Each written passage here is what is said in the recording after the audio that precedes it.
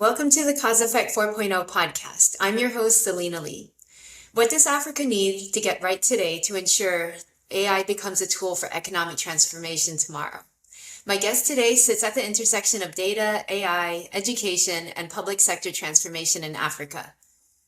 Kévin Degila has held the role of AI and data head within the government of Benin, works on the technology and data systems shaping the country's digital future. Kevin's journey into AI has taken him from machine learning engineer and data scientist to building and deploying AI systems in the real world. He has helped countless organizations turn their data into practical solutions. He contributed to the national AI strategy in Benin. He's a popular technical content creator and recently published a book called Building an LLM from Zero. Welcome to the podcast, Kevin. Thank you, Celina. Thank you for having me here. Great. Thanks so much for being here. Let's jump right into it. So, at the end of your book, and I've heard you say this in other interviews, you said that there's no magic anymore when referring to AI. What did you mean by that? So first of all, thank you. Thank you for this opportunity. When I said at the end of the book that nothing is magical anymore, is because as African, we are used to using technologies without peeping inside, like looking inside and understanding how it works. Like many Africans don't ask themselves, how is it possible that I can type a message now and get an answer? How is it possible that I can send a prompt and get something that is like used to take like 10 years to do? So it might seem magical to many people who never dare to look inside. And that's what we did in the book. It is to actually like look at everything, every little detail that goes into building LLMs. And at the end of the book, nothing is magical anymore. You understand clearly why your LLM is reacting the way it is, what is happening inside, the matrix multiplication, the transformers, the KV cache, and everything. So that's why it's not magical at the end. Nice. So speaking of that, who did you write this book for, and what were you hoping to achieve with this? Okay, that's a good question. So I wrote the book for I think from the high schoolers to even people who are doing research but never had the time to actually go into like a specific part of it. When I try to learn things, I don't like that there's some part of it I don't understand. I like to understand things from scratch. I like to feel like I can do it myself. I can build it from scratch myself. So we really took like an approach where from the first, it was really the little things. Why there's no bias at that level? Why are we doing this matrix multiplication? Why this little trick? So it really wrote it in simple language so that anyone can actually understand it. You just have to follow the book in order, and you will find yourself at the end understanding every little detail. Yeah. I mean, in a way, you're kind of demystifying Exactly, that's the LLMs. goal. You're making it real, which That's the goal. also allows people to think critically about them. Are they Yes, actually biased? Are hallucinations hallucinations, or are they just statistical models at the end of the day that are doing the exactly. best they And can? you understand that if our LLMs these days can actually like go to the internet, what is even reasoning for LLMs? If they didn't have tools, if they didn't have the reasoning, we went back to ChatGPT from 2022. It could not search the internet. It could not do any tool call. But Yes. I think that back then, even when the tool calls started, we were talking about function call. I think that was the name for it back then.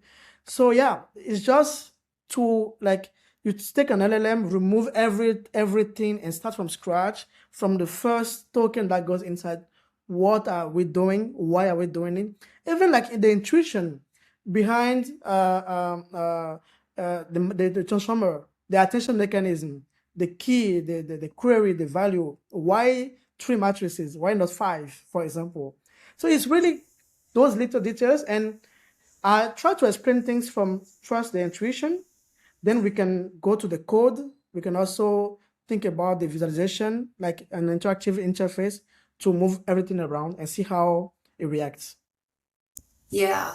Um, so there's maybe people in the audience who will take this even to the further step to say, well, I want to build my own LLM. So for the engineers and the researchers that are out there, what are your biggest kind of technical lessons learned that you would want to give them if they're thinking about building their own LLM from scratch?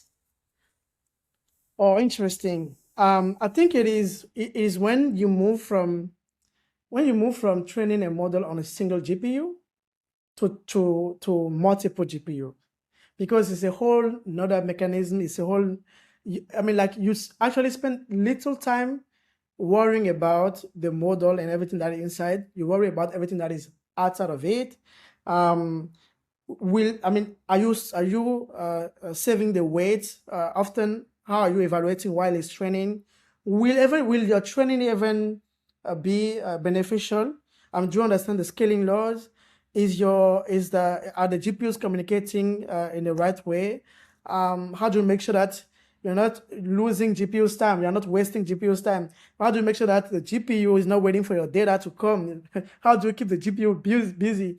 So it's a lot of engineering that goes into making sure that this model is being trained and you can get something out of it. So that's the part that I was most passionate about. It was really interesting to go deeper on that. Yeah, I mean that's that's very practical. Yeah, I think a lot of people from the Zindi community probably can relate. yeah, And maybe are thinking about these aspects of engineering.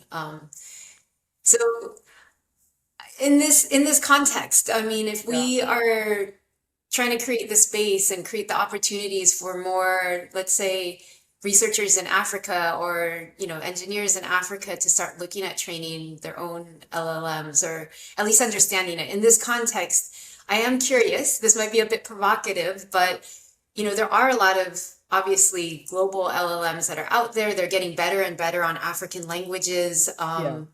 What does this mean? I mean, and what does this mean for African companies and African engineers to think about training LLMs? Do they have to do this? Is this actually needed? Perfect. That's a good question. Um, I don't think that we should uh, train LLMs from scratch if you're Africans, because we should be more focused on the applications of LLMs. But here's the thing. Um, we need LLM application, and we need them to also speak our languages. And at some point, even if you want to fine-tune a model, you need to understand the underlying principles, everything that went inside creating even the first LLM. So it is really difficult when you want to fine tune a model and then you don't understand anything related to optimizers, for example. Just want to fine tune it. I mean, there are some companies that are trying to make it easier for people to actually like fine tune a model. I think it's good. But at some point, if you want to go deeper, for example, let's say something, for example, a lot of LLMs are trained on data that is mostly English. So even the tokenizer, for example, will actually use fewer English tokens for the same answer. Like I think there is an example in the book where there's a sentence, and I try to see how many tokens you get out of it, if it is in English, in French, and even in Yoruba, for example. And in Yoruba, you can go from 5 or 6 tokens to 22 tokens. So even Wow. if someday they're integrating our languages, we're still going to pay more for the same results, and we don't want that, right? So we need to understand what goes into, like for example, even training a tokenizer, for example, on our languages. So that's why understanding the whole thing can actually be beneficial. And when you try to fine tune, maybe you don't want to only fine tune the base model as a whole. Maybe you want to go into some layers of it. You want to actually like remove some layers and go. I mean, like train just a small part of it. So understanding how everything goes, it is really better. It will really help to evaluate and also to have alternatives to know how, I mean, like to know what you're actually doing, to understand what is going inside. Yeah.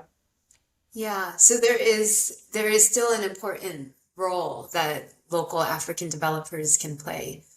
And it sounds like in building the solutions, but also maybe there's some I guess, technical layers that the current LLMs underperform in, where researchers here on the continent would be able to add value. So yeah, I have a question. Do you have like concrete examples? Well, you just gave something similar, but concrete examples where you have found that what's out there in the market falls short, where you see that there are certain gaps that you would like to see filled more. Yeah. I think the language side of things, people here in Benin, they speak Fongbe, and they don't. Most people don't know how to write it, so they want voice to voice models, for example.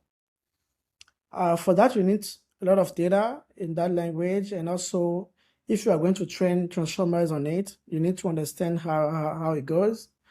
Um, when you use ChatGPT, Claude, and everything, they're not considering, I mean, the voice part, they're getting better now, but you don't really have like our languages that is represented there. Because let's be honest with each other, they're focused, the customers they know they're getting a lot of money from are in the West. And now also India, because India, there's a lot of people in India. So now they're integrating those languages. But in Africa, there are so many languages, and so addressing that many language, and each language only have maybe 3 or 4 million people, is not economically interesting for them. But we need to actually build those things, those models for our farmers. Our farmers, they didn't go to school. They need a model that can actually help them get more out of their land. So I think it's our responsibility to do so. But for us Yeah. to do that, we need to understand the data part. How do we, even like, how do we collect the data? How do we clean it? And which data for which model? Because we also have very specific conditions. Our farmers, you don't have the high-speed internet in the farm, for example. So maybe they just have their feature phone. Maybe they just want something they can call. They can just call like an IVR system, but they can call someone, and there's the AI that's responding at the end of it. So we need to build for the African context, and we're gonna just build that just using or considering what people are building in the West, because what they're building is specific for the Western conditions, and does not benefit us. Yeah. 100%. Yeah. Um, Speaking of like agriculture applications, and I mean, there's so many others like in health and education that are so specific. Yeah. What do you think about? I mean, something that we've been thinking a lot about at Zindi is, there's the market's really dominated by these generalized large language models. Do you think that there's a future in Africa, or what do you think um, about models that are really trained for specific narrow purposes, or in other words, small language models? What role do you think small language models, or that kind of mindset and approach, has in Africa? For me, that's the goal for African developers, African AI engineers. Our goal is to see is to make it possible to have small language models with the best performance possible. Why? First of all, if you want to train or host those models, you need a lot of electricity. Most rural areas are not connected to the grid. So electricity is already a problem. So you want to sell those models as cheapest as possible. So the electricity first, and then let's talk about the GPUs. We don't have a lot of GPUs laying around in Africa.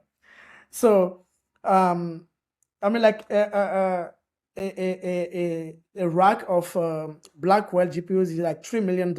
That's too much. So you want a small model that can fit inside one small GPU, but with the best performance possible. You don't want to reduce the performance. That's why I was saying that understanding how everything went and how those models are trained can actually be good, because you might say, as an African developer, as an African engineer, that you want to remove some part of it and replace by something else. You want to reduce the number of matrix multiplication. You want to remove the number of parameters, for example, but like in a smart way to keep the performance. So those are some area of research that we should be working on. Like, how can I take a model like a Cohen or Kimi or any open source model and reduce it to maybe like only 2 billion parameters, for example, and make it like really performant, really, really good on agriculture, for example. So those are our challenges. We need, I mean, like in the farms, in the hospitals, in our banks, you need models that can fit into like a small GPU or even like on a small laptop, so that people can actually use it. Even on the phones. That's why I really love the GMA models. We need models that fit on the phone. We need models that can have like a good performance, and models that are multimodal, have vision, have the speech and everything. Yeah, absolutely. I think that I actually think that it's something that Africa can uniquely contribute to this space in a way because Africa, you're always thinking about efficiency from day one. We've been thinking about efficiency, but the stuff that comes out of Silicon Valley, only now they're starting to feel the pressure about profitability and costs and all Exactly, of that. exactly. And So, eventually they're going to consider that part of it. It is yeah, it is it is important. So far, I mean, the way things are going now, we are training more and more bigger models. At some point, the scaling laws, so it's not even the scaling laws. I think we just be how many GPUs you have. Because at some point there's a chain to build those GPUs, and you're yeah, gonna at some point there are some materials you're gonna have like to yeah. meet the demand of GPU of tokens that people are The using. So materials are finite. at some point you will need to scale those models down to actually serve them, and people will not like getting less performance. So Yeah. that is an area where Africa can actually lead the way. Wow. Yeah. That's really exciting. Yeah. Okay, so switching gears a little bit, you've been working in government for many years, and I'd be curious to understand, how do you compare? What is fundamentally different about deploying AI solutions and models in government compared to maybe the private sector? Where do you see AI actually creating value in government today, and not just ending at an AI strategy document? Yeah, I'm not a fan of AI strategies because I mean, I think that a lot of African countries have AI strategies, but on the execution part, we are really lacking. But that's because um, when you are working in the government, you actually consider I mean, many parts of the problems. First of all, is the talent. So you need to train people that are able to actually understand the model, serve the model, understand the use cases. That's already a problem because a lot of our universities don't teach frontier models. They don't teach those model apply to sectors. That is something that needs to change, um, because you get people out of universities, and the only thing that they know how to do is just to call APIs, and that is a problem. We need people that understand that can apply those AI models to a problem and get a solution that is efficient out of it. So when you're in the government, you think about those stuff. You also think about how efficient it is, because when you are a government, you have many challenges. There are people who are still not connected to the grid, people in the hospital that are still dying, and you want better conditions for them. Too many problems to solve at once. So you need to allocate your resources like the best way possible. You need to solve today's problems while thinking about tomorrow's like solution, like tomorrow's how to make sure that your country is still investing. So it's really tricky. You cannot get unlimited funding. So you really think about efficiency. What are the best problems to work on? Which solution will have the best impact for now? And in our conditions is the agriculture. How can we? I mean, if I was getting 2 tons of maize on a farm, how can I get 10 times more on the same farm? That's the kind of challenges we have. How do we make sure that the African country are self-sufficient when it comes to agriculture, for example? And Yeah. then also think about the health sector. In Africa, we have less doctors per million of people. So how do you augment those doctors? How do you make sure that they can address actually 10 more cases in a day? I mean, that's the kind of problem we have. So AI is actually something that is incredible for us. It's a great opportunity. It will help us bridge the gap like quite faster.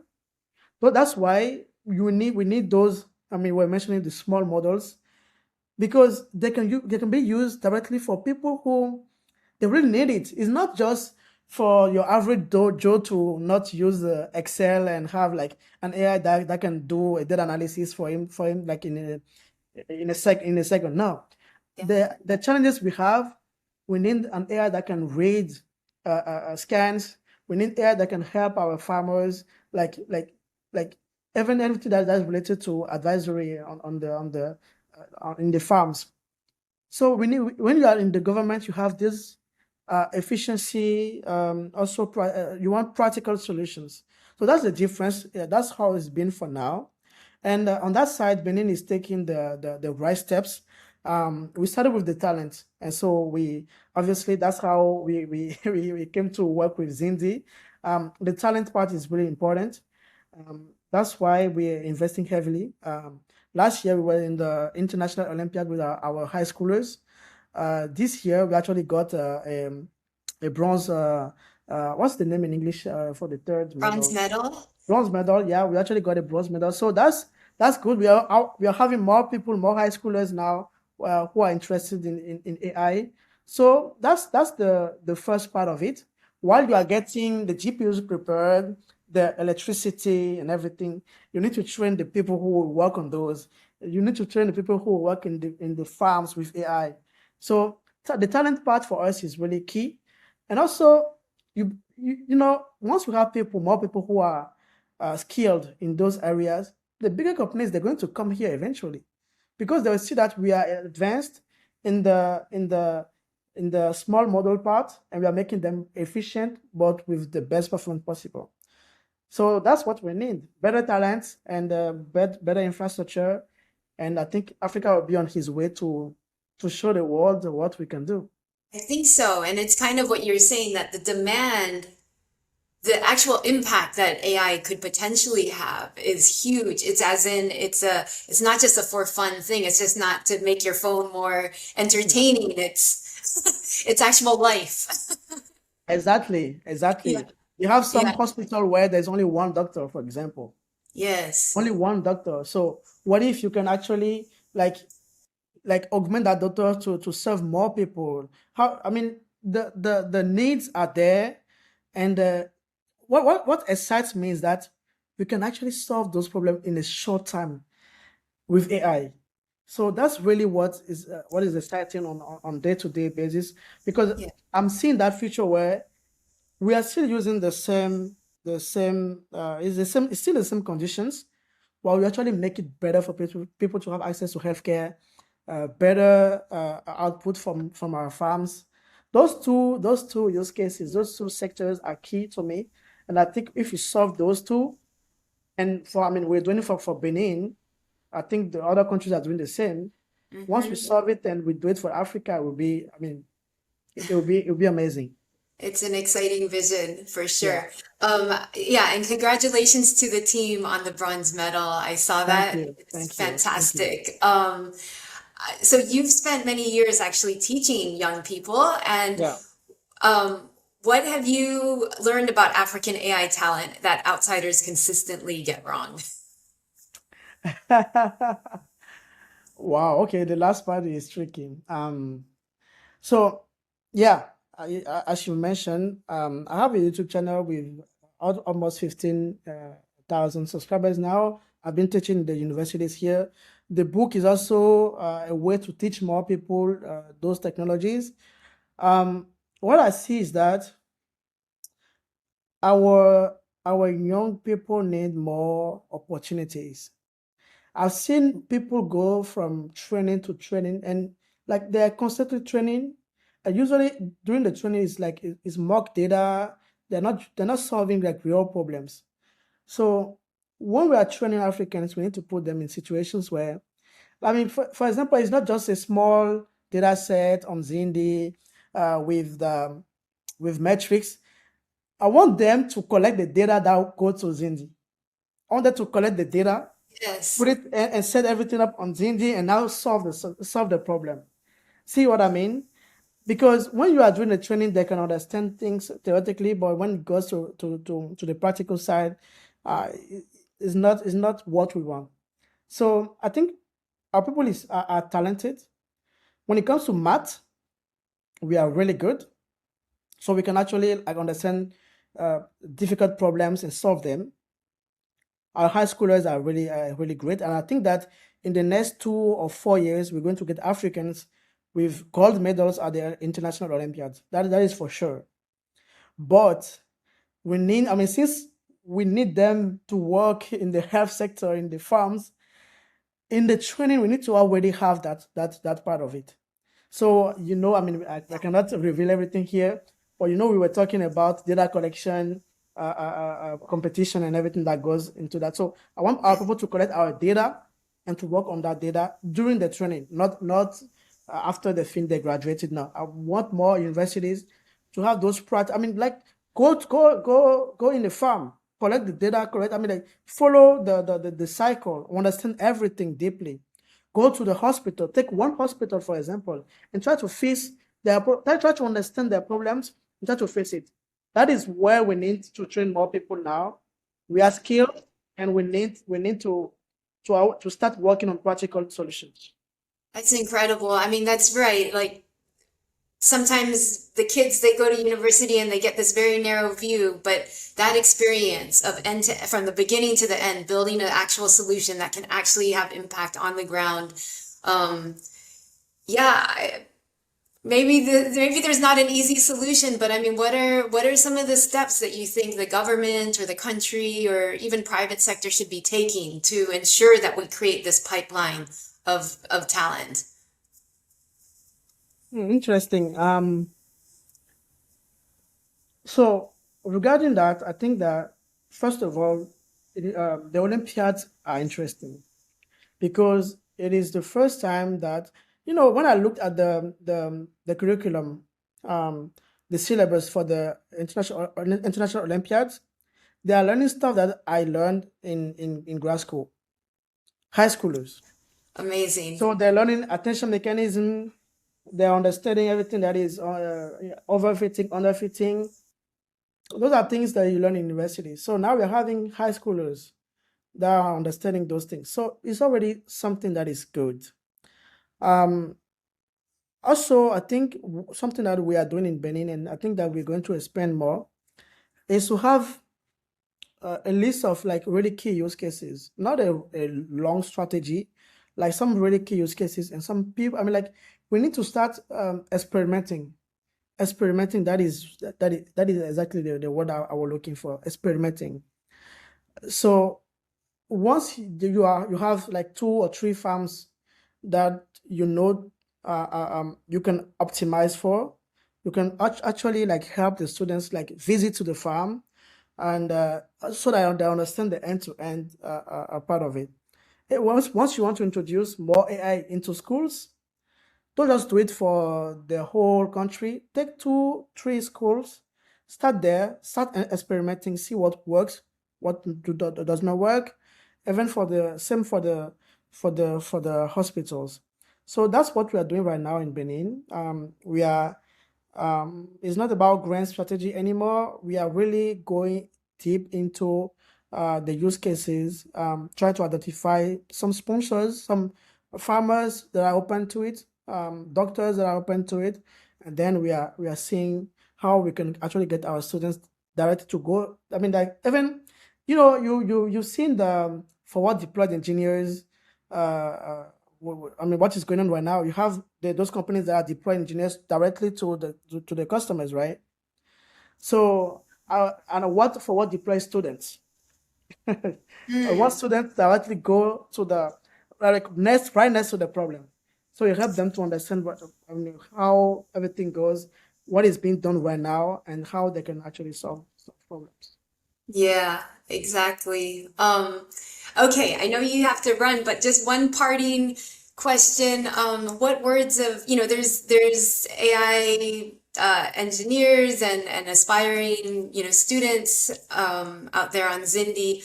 What words of advice do you have? What words of inspiration do you have for them? I want to tell them that they need to open the box, because sometimes when we see technology, we see it as a black box, and we don't really go inside I mean, like, let's see what is going on right there. Take for example a car. How does a car work? I mean, every little details. We need to understand those things. Technology is not magic. It is just engineering, like research engineering, understanding how everything goes, and you can actually contribute.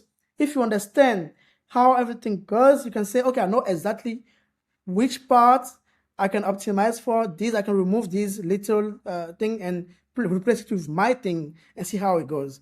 That's how we can actually solve our problem. So I want them to open the box.